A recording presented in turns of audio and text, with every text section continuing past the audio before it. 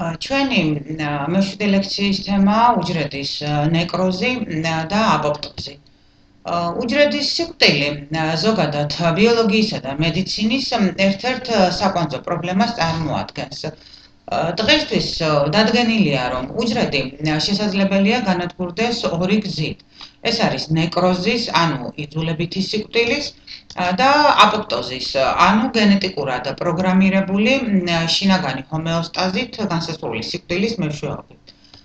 აპოპტოზი აუცილებელია ორგანიზმში ანომალური, დაზიანებული და დაბერებული უჯრედების მოსაცილებლად. ადამიანის ორგანიზმში ყოველ წამს მილიონობით უჯრედი განიცდის აპოპტოზს და მათ ადგილს ახლა დაბადებული ახალგაზრდა ჯანმრთელი უჯრედი იკავებს. აპოპტოზი წარმოადგენს ნორმალურ ფიზიოლოგიურ მოვლენას, ხოლო ნეკროზი მხოლოდ პათოლოგიური პროცესების განვითარებისას გვხვდება. აპოპტოზი ეს თვითონ სიტყვა ბერძნული წარმოშობისაა და განადგურებას ნიშნავს. დიდი ხანია ბიოლოგებისთვის ცნობილია, მაგრამ ამ პროცესმა განსაკუთრებული ყურადღება მიიპყრო მას შემდეგ, რაც აღმოჩნდა, რომ სიმსივნურ უჯრედებს დარღვეული აქვთ უჯრედის განვითარების ნორმალური მსვლელობა. ნორმალურ მსვლელობაში იგულისხმება დაბადება, გამრავლება, დაბერება და სიკვდილი. და მათ ამ პათოლოგიურ სიმსივნურ უჯრედებს ნორმალური განვითარების მსვლელობა დარღვეული აქვთ, ისინი ვერ გადადიან აპოპტოზში და ამიტომ იმყოფებიან განუწყვეტელი პროლიფერაციის სტადიაზე. შემდგომში გაირკვა, რომ აპოპტოზის არანორმალური მიმდინარეობა, მისი შენელება ან დაჩქარება საფუძვლად უდევს მრავალი დაავადების პათოგენეს, რომელთა შორისაც ვხვდებით ვირუსულ ინფექციებს, აუტოიმუნურ დარღვევებს, ნეიროდეგენერაციულ და ნერვმთავარ პათოლოგიებს, იმუნოდეფიციტურ სინდრომებს და სხვა. აპოპტოზის შენელება ან შეწყვეტა, მაგალითად მუტაციურ უჯრედში, შესაძლებელია განაპირობებდეს ქსოვილის ონკოლოგიურ ზრდას, ხოლო იმუნოციტში ავტოაგრესიული კლონების გამრავლებას და აქედან გამომდინარე ავტოიმუნურ დარღვევებს. პირიქით, როდესაც აპოპტოზი სწრაფად მიმდინარეობს, ადგილი აქვს როგორც მწვავე პათოლოგიების, მაგალითად ტოქსინის წარმოქმნელი მიკროორგანიზმებით ინფიცირებისას, ან იშემია რეპერფუზიული დაზიანების, ან ინფარქტების დროს, ისე ქრონიკულად მიმდინარე პათოლოგიების შემთხვევაში, მაგალითად ნეიროდეგენერაციული პათოლოგიების და შიდსის დროს. თუ აპოპტოზი დამახასიათებელია როგორც პათოლოგიური, ისე ნორმალური უჯრედისთვის, ნეკროზი მხოლოდ პათოლოგიური დაზიანებების დროს ვითარდება. უჯრედის ნეკროზირება იწყება ღრმა ანოქსიის, საკვები და ენერგეტიკული ნივთიერებების მიწოდების შეწყვეტის, მაგალითად ჰიპოგლიკემიის, ან ძლიერი ფიზიკო-ქიმიური ზემოქმედების და ტრავმების შედეგად. ნეკროზისგან განსხვავებით, აპოპტოზში მონაწილეობენ რეგულირებადი უჯრედის დამშლელი კატაბოლური ფერმენტები, პროტეაზები და ნუკლეაზები. აპოპტოზისთვის დამახასიათებელია ბირთვის სპეციფიკური მორფოლოგიური და ბიოქიმიური ცვლილებები. მორფოლოგიურ ცვლილებებში იგულისხმება ქრომატინის კონდენსაცია, პიკნოზი, ხოლო ბიოქიმიურ ცვლილებებში დნმ-ის ეტაპობრივი ფრაგმენტაცია, სადღაც 200 ფუძეწყვილების შემცველი მონომერების ან ოლიგომერების წარმოქმნით. აპოპტოზის დროს უჯრედის გარსი მთლიანია და იშლება მხოლოდ უჯრედის განადგურების საბოლოო ეტაპზე. მაშინ, როდესაც ნეკროზის დროს იგი დასაწყისშივე ირღვევა. ნეკროზის დროს უჯრედის შიგთავსი გამოდის გარეთ და ამიტომ ამ დროს აპოპტოზისგან განსხვავებით იწყება ანთებითი რეაქციები. აპოპტოზის შედეგად მიტოქონდრიების ულტრასტრუქტურული ანომალიები იშვიათად ვითარდება, ხოლო ნეკროზულ უჯრედში ხშირია გაჯერჯვებული მიტოქონდრიების არსებობა. აპოპტოზის საბოლოო სტადიაზე უჯრედი იყოფა მრავალ მცირე ნაწილაკად, რომლებიც ახლა დაბადებული უჯრედების მიერ შთაინთქმება. მრავალი ტიპის ფიზიოლოგიური თუ პათოლოგიური ზემოქმედება უჯრედზე განაპირობებს აპოპტოზს. უჯრედის პროგრამირებული სიკვდილი შესაძლებელია დაიწყოს ზრდის ჰორმონების დეფიციტით, მაიონიზირებელი რადიაციით, სიმსივნის ნეკროზის გამომწვევი ფაქტორებით, აგრეთვე ვირუსული ინფექციით, გლუკოკორტიკოიდების ზემოქმედებით და ასე შემდეგ. მათი მოქმედების შედეგად უჯრედში გააქტივებას იწყებს კატაბოლური რეაქციების მთელი კასკადი, რომლებიც უჯრედის დაშლას, მის დანაწევრებას განაპირობებენ. აპოპტოზის მსვლელობაში მონაწილეობას იღებენ ცილის დამშლელი სპეციალური ფერმენტები, კასპაზები და დნმ-ის დამშლელი ფერმენტები, სპეციფიკური ნუკლეაზები, რომლებიც განაპირობებენ მაკრომოლეკულების ეტაპობრივ ფრაგმენტაციას და განსაზღვრავენ აპოპტოზისთვის დამახასიათებელ ფიზიოლოგიურ თუ მორფოლოგიურ მდგომარეობას. არსებობს აპოპტოზის გამომწვევი სხვადასხვა მექანიზმები. ზოგ შემთხვევაში აპოპტოზური სტიმული მოიცავს გარეშე სიგნალს, როგორიცაა სიკვდილის გამომწვევი ლიგანდის დაკავშირება უჯრედის ზედაპირულ რეცეპტორთან, ეგრეთ წოდებულ სიკვდილის რეცეპტორთან. ეს ლიგანდები შეიძლება წარმოადგენდეს ან სოლუბილიზაციის ფაქტორებს, ან შეიძლება წარმოდგენილი იყოს უჯრედის ზედაპირზე, როგორც ციტოტოქსიკური T ლიმფოციტი. ეს T უჯრედები შეიცნობენ დამაზიანებელ ან ვირუსულ უჯრედებს და ინიცირებენ აპოპტოზს, რითაც იცავენ დაზიანებულ უჯრედებს, რომ ისინი არ გახდნენ ნეიროპლასტიკურები, ანუ კანცეროგენურები, ან ვირუსულ ინფექციურები და არ გაავრცელონ ინფექცია. აპოპტოზი შეიძლება გამოიწვიოს ციტოტოქსიკურმა T ლიმფოციტმა ფერმენტ გრანზიმის გამოყენებით. ეს სიკვდილის აქტივატორები, ესენი სიკვდილის აქტივატორებია, ესე იგი, ეს არის ნივთიერებები, რომლებიც უკავშირდებიან უჯრედის ზედაპირზე სპეციალურ რეცეპტორებს, ეგრეთ წოდებულ სიკვდილის რეცეპტორებს და ინიცირებენ აპოპტოზს. ეს არის სიმსივნის ნეკროზის ფაქტორი, რომელიც სიმსივნის ნეკროზის ფაქტორის რეცეპტორს უკავშირდება. ეს არის TNF-ბეტა, ანუ ლიმფოტოქსინი, რომელიც ასევე უკავშირდება სიმსივნის ნეკროზის ფაქტორის რეცეპტორს და FAS ლიგანდი, რომელიც FAS რეცეპტორს უკავშირდება.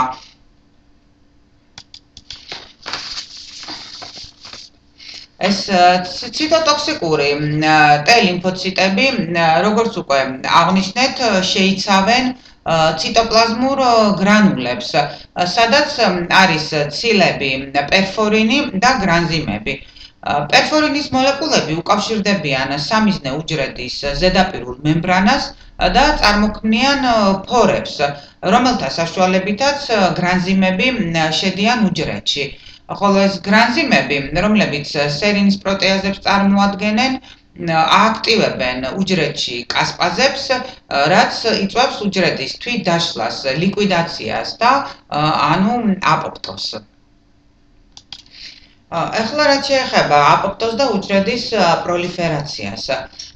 ვინაიდან ყველა ქსოვილში უჯრედების რაოდენობა ლიმიტირებულია, ბუნებრივია, რომ გადაბერებული უჯრედის ადგილი მხოლოდ ერთმა ახალგაზრდა უჯრედმა შეიძლება დაიკავოს.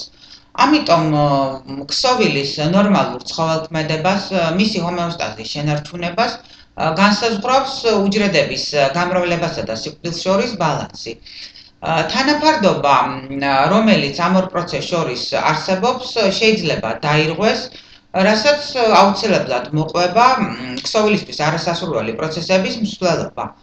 იმ შემთხვევაში, თუ აპოპტოზი სჭარბობს, ვითარდება ქსოვილის ატროფია, ხოლო იმ შემთხვევაში, თუ გამრავლების პროცესი უფრო სწრაფად მიმდინარეობს, ადგილი აქვს ქსოვილის სიმსივნურ ზრდას.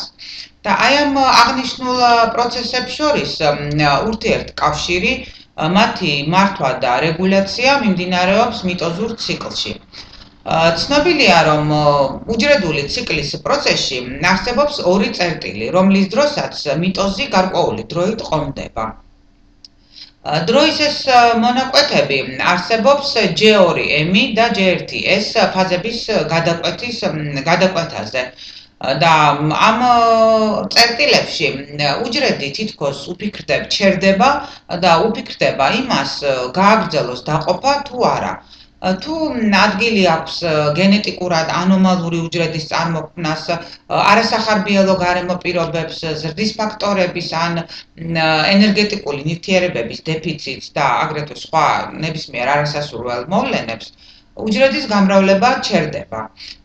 ხშირად ჩერდება განსაზღვრელი დროის განმავლობაში.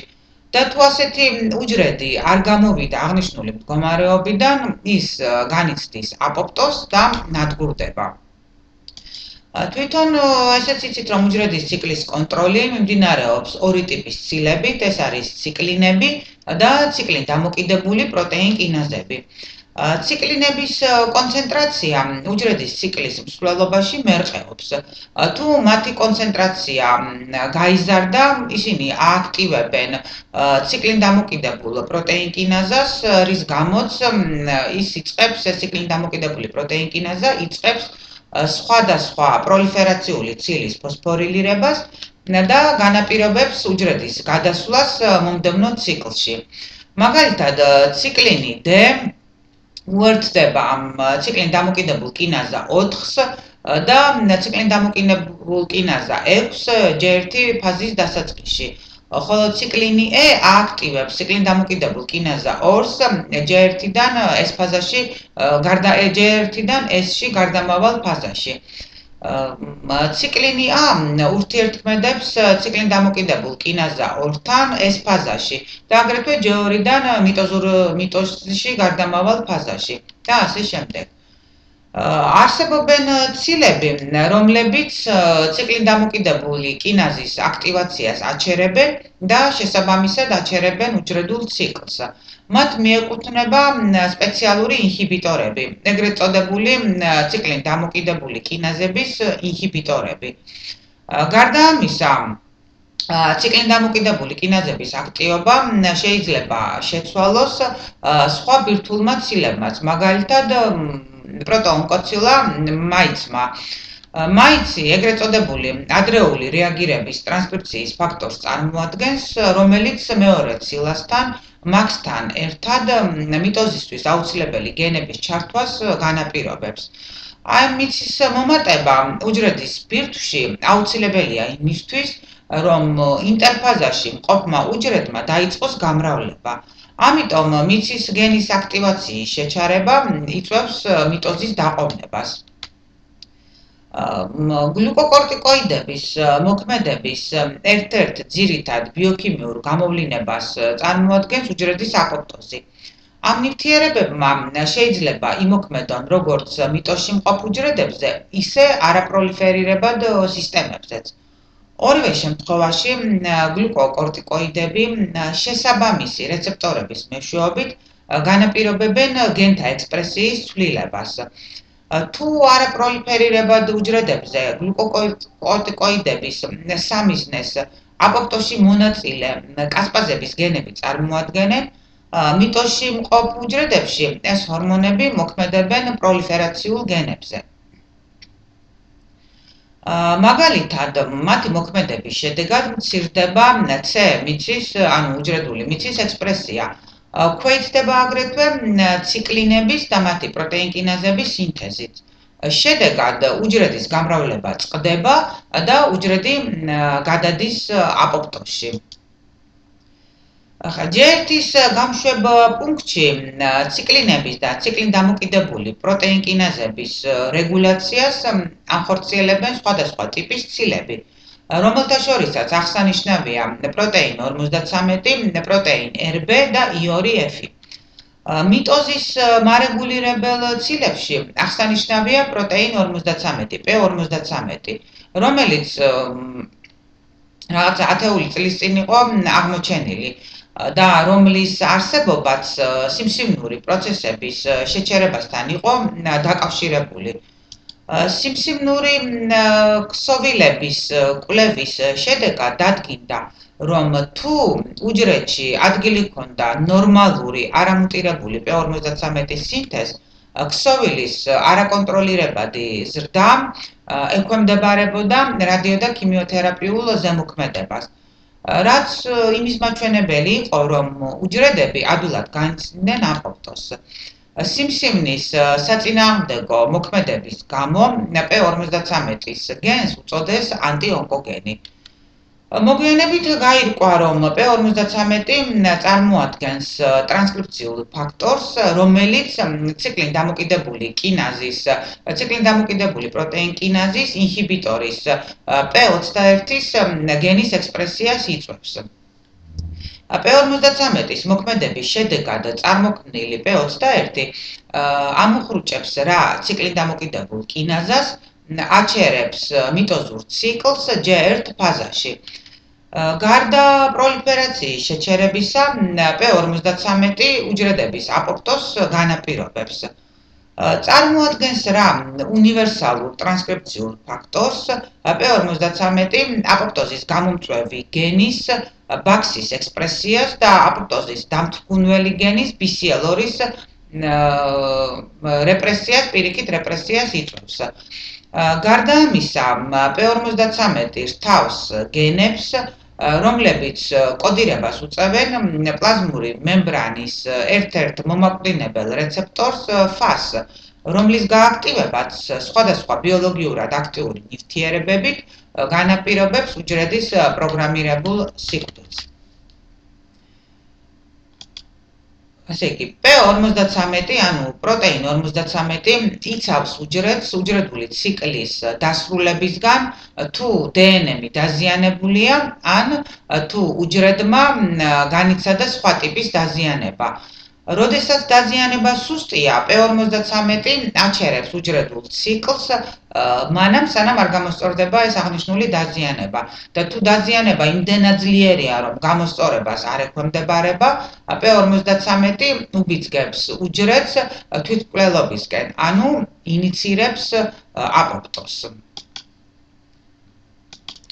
რაც შეეხება პროტეინ RB-ს, ანუ რეტინობლასტომის პროტეინს, P53-ის მსგავსად ის წარმოადგენს უჯრედის ზრდის უარყოფით რეგულატორს და განაპირობებს სიმსივნური პროცესების დათრგუნვას. მის გენში მომხდარი მუტაციები ან დელეციები სხვადასხვა ტიპის და მათ შორის რეტინობლასტომის სიმსივნეების ფორმირებასთან არის დაკავშირებული. ის უკავშირდება სხვადასხვა ტიპის ტრანსკრიფციულ ფაქტორებს, მათ შორის IORI-F-ს, რომელიც აუცილებელია უჯრედის S ფაზაში შესასვლელად. ამ ფაქტორთან შეკავშირების შემდეგ ბუნებრივია უჯრედის გამრავლება წყდება. IORI-F-იც P53-ის მსგავსად წარმოადგენს ტრანსკრიფციულ ფაქტორს, ოღონდ იმ განსხვავებით, რომ ის განაპირობებს ისეთი გენების ექსპრესიას, რომლებიც აუცილებელია J1 ფაზიდან S ფაზაში გადასასვლელად. თუ უჯრედს აკლია საკვები ან განიცდის ზრდის ფაქტორების დეფიციტს, მაშინ IORI-F-ი აღარ სინთეზდება და უჯრედის გამრავლება წყდება J1-დან S ფაზაში გადასვლისას. გარდა ამისა, მნიშვნელოვანია ისიც, რომ თუ IORI-F-ის მომატება უჯრედში არასასურველ დროს მოხდა, უჯრედი იბნება, აჩერებს მიტოზს, ბერდება და განიცდის აპოპტოზს. ახლა რაც შეეხება აპოპტოზისა და ნეკროზის დროს მიმდინარე საერთო ცვლილებებს. მიუხედავად იმისა, რომ უჯრედის სიკვდილის ორი გზა არსებობს, ეს არის აპოპტოზი და ნეკროზი, და თითქოს და ისინი წარმოადგენენ ურთიერთსაწინააღმდეგო პროცესებს, ხშირად მათი გამოყოფა ერთმანეთისგან საკმაოდ ძნელია.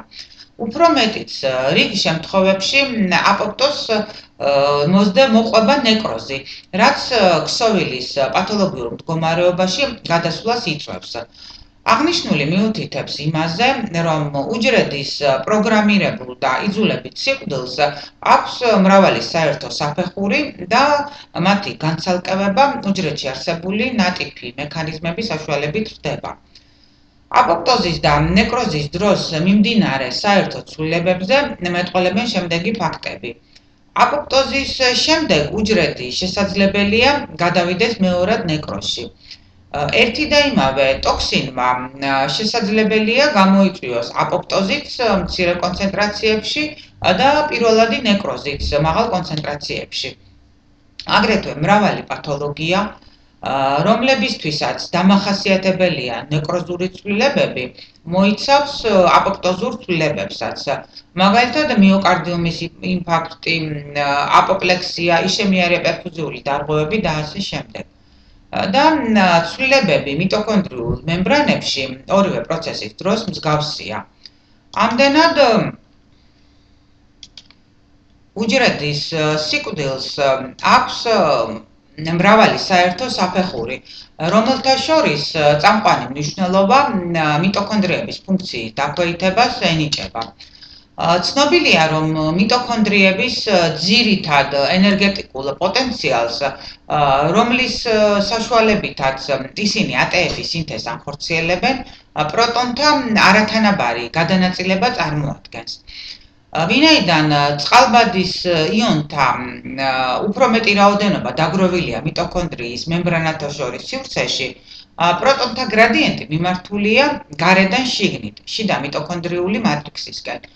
პროტონთა გადაქვაჩვა შიგნიდან გარეთ სუნთქვის ჯაჭვში ელექტრონთა ტრანსპორტის შედეგად გამოთავისუფლებული ენერგიის ხარჯზე ხდება, რომლის შეფერხებაც ტრანსმემბრანული პროტონული გრადიენტის დარღვევას და შესაბამისად იწვევს ATF-ის სინთეზის შეჩერებას.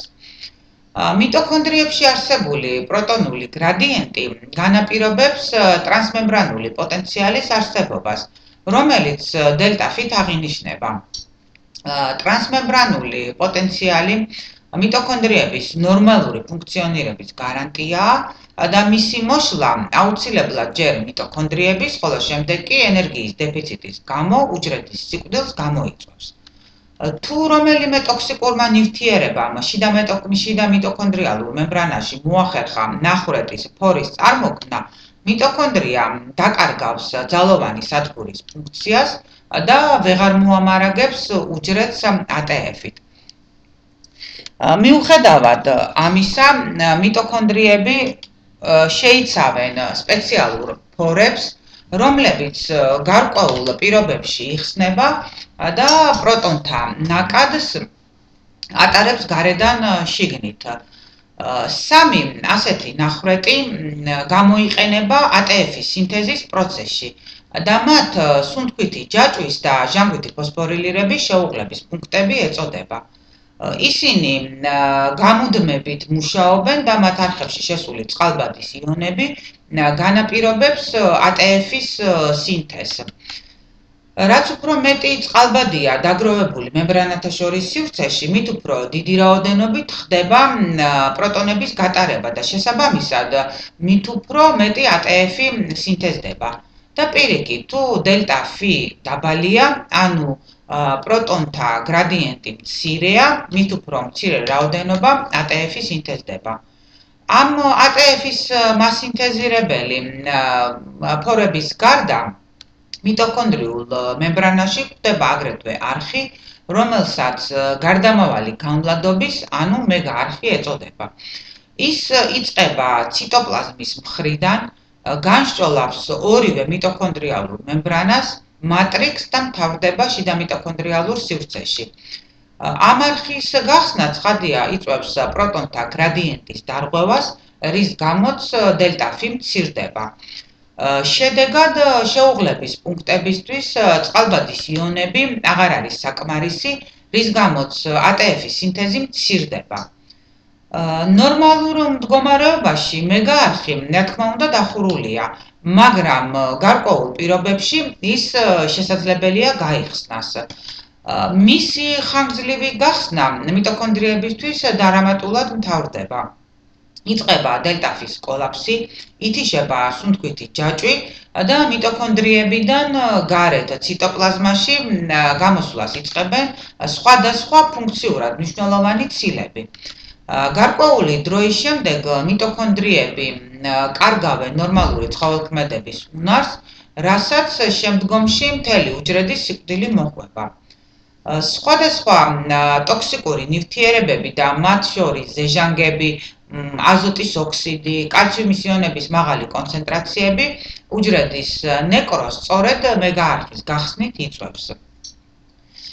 მეგაარხის თანდათანობითი ეტაპობრივი გახსნა აპოპტოზის დროსაც მიმდინარეობს, რაც შესაძლებელია გამწვეული იყოს სხვადასხვა ტოქსინებით, საკვები ნივთიერებებისა და ზრდის ფაქტორების დეფიციტით, აგრეთვე გლუკოკორტიკოიდების ზემოქმედებით, უჯრედის გარსზე არსებული სპეციალური აპოპტოგენური რეცეპტორებით და ასე შემდეგ. მეგაარხის შემადგენლობაში შედის სხვადასხვა ტიპის ცილები, რომლებსაც დიდი მნიშვნელობა აქვს მისი გახსნა დახურვისთვის და შესაბამისად უჯრედის სასიცოცხლო პროგრამისთვის. უპირველეს ყოვლისა, აღსანიშნავია ეგრეთ წოდებული BCL2-ის გენთა ოჯახის ცილები, რომლებიც ჯერ კიდევ მე-20 საუკუნის 80-იანი წლების დასაწყისში იყო აღმოჩენილი და რომელთა სტრუქტურული ცვლილებებიც ლიმფოიდური უჯრედების სიმსივნურ გადაგვარებას იწვევდა. დადგინდა, რომ BCL2-ში მომხდარი მუტაციის შედეგად უჯრედი ხდება უკვდავი. ის ვეღარ შედის ფიზიოლოგიურ აპოპტოზში და განუწყვეტლივ მრავლდება. დადასტურდა აგრეთვე, რომ BCL2 მიტოქონდრიების მეგაარხის შემადგენლობაში შედის და მის გახსნა დახურვას აკონტროლებს. ცილა ჰიდროფობური ნაწილებით ჩაშენებულია მეგაარხის კედლებში და ამიტომ არხი გამუდმებით დახურულია. ის იხსნება მხოლოდ იმ შემთხვევებში, თუ BCL2-ის მოქმედება შეიზღუდება და ცილა არხში ვეღარ ჩაშენდება. ასეთი შემზღუდველი ფუნქცია გააჩნია მეორე ცილას BAX-ს, რომელსაც შეუძლია დაუკავშირდეს BCL2-ს, მოაცილოს და მოაცილოს იგი არხის კედლებიდან. შედეგად არხი იხსნება და უჯრედი გადადის აპოპტოზში. იმ შემთხვევაში, თუ მოხდა BCL2-ის გენში მუტაცია, BAX-ი მას ვეღარ ამოიღებს არხიდან, რის გამოც იგი გამუდმებით იკეტება. შედეგად უჯრედი ვეღარ კვდება, ის იწყებს განუწყვეტელ პროლიფერაციას და ვითარდება სიმსივნე. ესე იგი, შეიძლება ითქვას, რომ ანტიაპოპტოზური BCL2 ცილები უჯრედული სტრესის დროს დისლოცირდებიან მიტოქონდრიის ზედაპირზე, სადაც ლოკალიზებულია პროაპოპტოზური ცილები, BAX-ი, BAD-ი, BID-ი. პრო და ანტიაპოპტოზური ცილების მოქმედების ურთიერთქმედებით ირღვევა ანტიაპოპტოზური BCL2 ცილის ნორმალური ფუნქციონირება, რასაც მივყავართ მიტოქონდრიაში ფორების წარმოქმნამდე და ციტოქრომ C-ს გამოთავისუფლებამდე. ციტოზოლში მოხვედრილ ციტოქრომ C-ს უნარი აქვს დაუკავშირდეს ცილას აპაფერტს. ეს იწვევს პროკასპაზა ცხვრის აღდგენას მულტიცილოვან კომპლექსად, რომელსაც აპოპტოსომა ეწოდება და რომლის შემადგენლობაში შედის ეს ციტოქრომი C და აპაფერტი. აპოპტოსომის წარმოქმნა განაპირობებს კასპაზა ცხვრის გააქტივებას, ჩაირთვება კასპაზური კასკადი და ვითარდება აპოპტოზი. BCL-ისა და BAX-ის გარდა მეგაარხის შემადგენლობაში შედიან ციტოპლაზმის მხრიდან ჰექსოკინაზა, გარეთა მიტოქონდრიული მემბრანიდან ცილა ფორინი, რომელსაც პოტენციალი სულების მიმართ გააჩნია მგრძნობელობა და თვითონვე წარმოადგენს ანიონურ არხს. მემბრანათა შორის მხრიდან ფერმენტი კრეატინკინაზა, შიდა მიტოქონდრიალური მემბრანის მხრიდან ადენინის ნუკლეოტიდების გადამტანი ცილა და მატრიქსის მხრიდან ცილა ციკლოფილინი A. ბუნებრივია, რომ აღნიშნული ცილოვანი კომპლექსი, რომელიც მეგაარხის შენებაში იღებს მონაწილეობას, ფარმაკოლოგიური ჩარევის დიდ შესაძლებლობას ქმნის. ამ არხის გახსნა დახურვაზე მოქმედებენ ორვალენტიანი იონები, კალციუმი და მაგნიუმი, პროტონები, დელტა-ფის ცვლილებები, პირიმიდინის ნუკლეოტიდების რედოქს პოტენციალი, თიოლური ნაერთების და განსაკუთრებით გლუტათიონის რაოდენობა. ასევე რეაქტიული ჟანგბადი, აზოტის ოქსიდი, ლიპიდები და ასე შემდეგ. მის გახსნა დახურვაში მნიშვნელოვან როლს თამაშობს BCl2 და ბაქსის ფოსფორილირების რეაქციები, რომლებიც ინდუცირდება სხვადასხვა ზრდის ფაქტორით. გარდა ამისა, არხის ფუნქციაზე მოქმედებენ სპეციალური პროტეოლიზური ფერმენტები, კასპაზები, რომლებიც არხში შემავალი ცილების დაშლას იწვევენ. უჯრედის ენერგეტიკული პოტენციალის დაქვეითება განაპირობებს არხის გახსნას, რაც ბუნებრივია მიტოქონდრიების მიერ ATF-ის სინთეზის შემცირება მოყვება. ეს პროცესი კიდევ უფრო აღრმავებს უჯრედის ენერგეტიკულ მდგომარეობას, რის გამოც წარმოიქმნება ეგრეთ წოდებული მანკიერი წრე. ეს გარემოება მეტყველებს იმაზე, რომ აპოპტოზი სულ ან არაფრის კანონის მიხედვით ვითარდება, რომელშიც თვითგაძლიერების მექანიზმები ერთვება და თუ ამ პროცესმა მსვლელობა დაიწყო, ბოლო სტადიებზე მას უკვე ვერაფერი ვერ შეაჩერებს. ამრიგად ნათელია, რომ აპოპტოზის ფორმირებაში წამყვანი მნიშვნელობა მიტოქონდრიებს ენიჭებათ. ამ ორგანოიდებში არსებული სპეციალური არხის გახსნა, რომელიც იწვევს მიტოქონდრიების ფუნქციის მოშლას, შესაძლებელია წარიმართოს როგორც ფიზიოლოგიური, ისე პათოფიზიოლოგიური ზემოქმედების შედეგად და გამოიწვიოს უჯრედის სიკვდილი. პათოგენური აგენტებით მისი ნაადრევი არარეგულირებადი გახსნა უჯრედის ნაადრევს სიკვდილს იწვევს, ხოლო მისი ჩაკეტვა კი განაპირობებს უჯრედის უკტავებას და სიმსივნურ ზრდას. მეგაარხის გახსნის შედეგად მიტოქონდრიიდან ციტოპლაზმაში გადმოსვლას იწყებენ სხვადასხვა ტიპის ცილები და RNA-მი. გარდა ამისა, ვინაიდან დელტა-ფი განიცდის ვარდნას, წყდება ცილების ტრანსპორტი ციტოპლაზმიდან მიტოქონდრიებში. ამ აღნიშნულ ცვლილებებს აუცილებლად მოყვება მიტოქონდრიის ფუნქციის დარღვევა, რაც აუცილებლად მთავრდება უჯრედის ნეკროზით. არსებობს გარკვეული მოსაზრება, რომლის მიხედვითაც შესაძლებელია ვივარაუდოთ, რომ მიტოქონდრიებიდან გამოსულ გარკვეულ მოლეკულებს აქვთ სასიგნალო მნიშვნელობა და ეს მოლეკულები დასაბამს აძლევს გარკვეული ტიპის რეაქციების მსვლელობას, რომელიც განაპირობებს უჯრედის ბირთვში არსებული DNM-ის ეტაპობრივ დაშლას. და ერთ-ერთ ასეთ მოლეკულას, როგორც აღნიშნეთ, ცილა ჰოლოციტოქრომი C წარმოადგენს.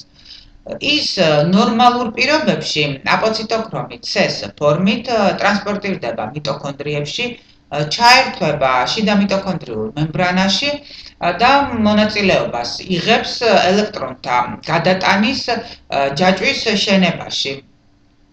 მეგაარხის გახსნის შედეგად ციტოქრომ C-ს ჰემოცილებული ფორმა, ანუ ჰოლოციტოქრომი C გამოდის გარეთ ციტოპლაზმაში, სადაც ის იწყებს პროტეოლიზური ცილის დამშლელი ფერმენტების გააქტივებას, კერძოდ კასპაზა 3-ის და კასპაზა 9-ის. პროტეოლიზური ფერმენტები განაპირობებენ ბირთვში ეგრეთ წოდებული DNM-ის ფრაგმენტაციის ფაქტორის საშუალებით სპეციფიკური DNM-ის დამშლელი ფერმენტების ნუკლეაზების ჩართვას, რომლებიც ეტაპობრივად იწყებენ 200-300 ნუკლეოტიდური წყვილისგან შემდგარი ფრაგმენტების ჩამოცილებას DNM-ის მოლეკულიდან. დასაშვებია, რომ კატაბოლური ფერმენტები, რომლებიც განაპირობებენ დნმ-ის ეტაპობრივ დაშლას, სწრაფი ენერგეტიკული კატასტროფის პირობებში ვერასწრებენ გააქტივებას, რის გამოც ვითარდება ნეკროზი. ამრიგად, სავარაუდოა, რომ აპოპტოზი ვითარდება მიტოქონდრიების ფუნქციის ეტაპობრივი დაქვეითების შედეგად, რასაც მოყვება ამ ორგანოიდიდან აპოპტოგენური სასიგნალო მაკრომოლეკულების თანდათანობითი გამოთავისუფლება და შესაბამისად დნმ-ის ნელი ფრაგმენტაცია. მასიური ენერგეტიკული კოლაფსის დროს მიტოქონდრიების ფუნქცია სწრაფად ქვეითდება, ის იჯირჯვება, სკდება და მისი შიგთავსი სწრაფად გადმოდის ციტოპლაზმაში. ამ დროს ადგილი აქვს ჰიდროლიზური ფერმენტების ძლიერ აქტივაციას და შედეგად ქრომატინის სწრაფ დეგრადაციას.